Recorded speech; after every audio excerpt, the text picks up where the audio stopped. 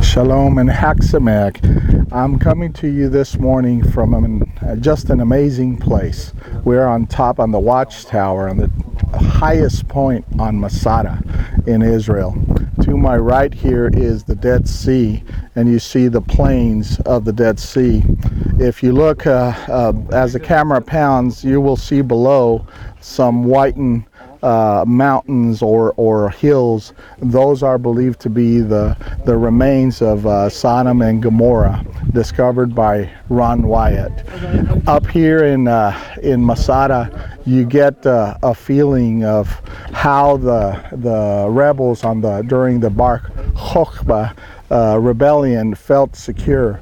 If you look at the installations, they are truly amazing. They had storerooms, they had enough water, they could have held out here really indefinitely. It would have been a sad thing as they stood up here, and the Romans, as we all know, they always have the ingenuity and the stamina and to wait out the things, and they started constructing this amazing ramp, which would be right behind me. And all the rebels could do really is just watch in fear as they saw inevitability creep on them. But this is a place that speaks to the resiliency of the Jewish people. This is, even though they have been dispersed through all the world, even though they've gone through some horrible things, the Father has brought them back here. And this place here, even though they ended up committing suicide, not all of them, there were some survivors, it speaks of the remnant and how Abba always brings a remnant back home. This place was the last place, the place of the last stand, if you want to call it.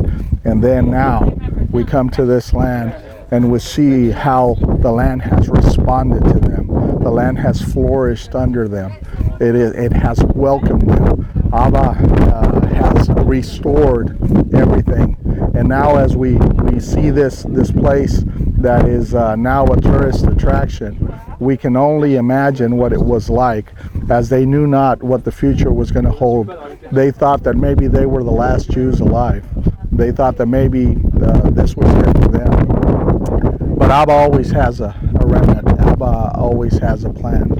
And it is wonderful to be able to speak to you from this place. And as we close out this video, we're going to do a pan look of Masada, and you can see what Herod built here, how amazing it is. It is a true feat of engineering and the will of men. He built this as a summer palace, yet it is a true fortress, an amazing view. Thank you, and shalom here from Masada. O daughters of Zion, O Abraham's sons, hear the words of your father, hear his promise of love. I will make you a blessing, so count the stars if you can. You will be a great nation. I will give you this land. I will bring you back home. I'll bring you back home, oh my children. You will no longer roam, lost and alone in the night. There is nothing on earth that could take you away. Once I gather you under my wings, I will bring you all back home again. Though you've wandered like strangers to the ends of the earth, I will send you a Savior. I will finish my work. You have no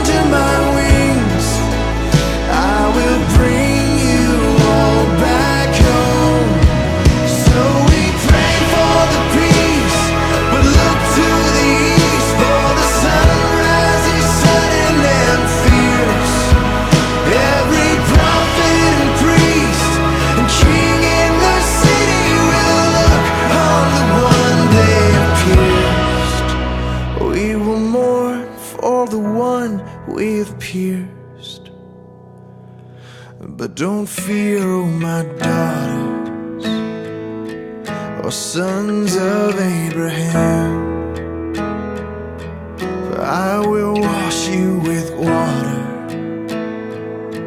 I will offer the Lamb. Though your sins were like scarlet, they'll be whiter than snow. I have always been with you, I will never let go. I will bring you back home, I'll bring you back home, oh my children. You will no longer roam, lost and alone in the night. There is nothing on earth that could take you away. I will gather you under my wings, I will bring you all back home. Oh, I will bring you all back home again. Adonai Elohim, Adonai Shema Israel, Adonai Elohim, Adonai Shema Israel, Adonai Elohim, Adonai Shema Israel, Adonai Elohim.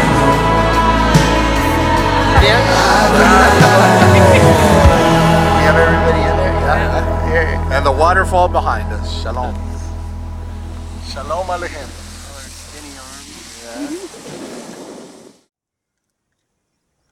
Shalom, brethren.